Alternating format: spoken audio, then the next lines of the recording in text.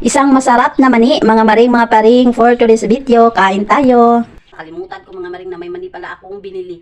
Sunday, bumili kami ng mani ng partner ko. So ngayon mga maring is, niluto ko na. Ano na tayo ngayon? Webes. Buti na lang, hindi tumubo, no? Sa katagal. Doon ko lang nilagay sa mga maring, sa may kusina dyan sa lalagyan. Ngayon ko lang naisipan na lutuin. Oh. So yan ang ating mani. Hindi ko na binidyuhan kanina kasi busy ako sa asikaso ng mga anak ko kasi may pasok sila.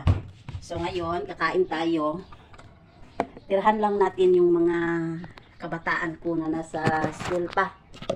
So ngayon, ako muna ang unang kakain ito. Oh.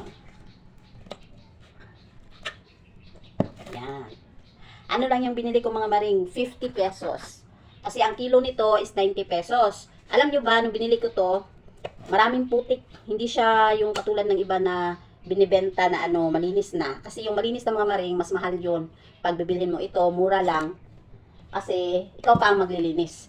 At tagal-tagal kong natapos sa paglinis ito kanina mga maring. Kukuha muna tayo ng tikman natin. Ulog na. Wala, may ugat na dito ay. May mga ugat-ugat na siya mga maring. Yan. Tugka nag-ugat. Tingnan natin kung maganda ba ang loob kasi nung binili ko ito mga maring, pinakita sa akin nung nagtitinda ng ali na maganda yung loob niya. Ay, oo nga naman. Look at this.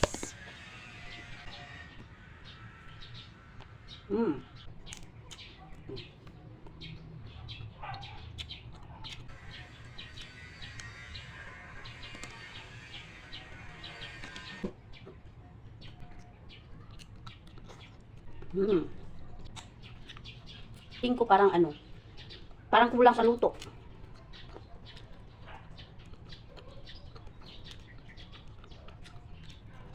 Kanina ko pa naman ito sinalang maring. Hindi na ako nag-search mga maring kung mga ilang minutes ba talaga ang tamang pag nito.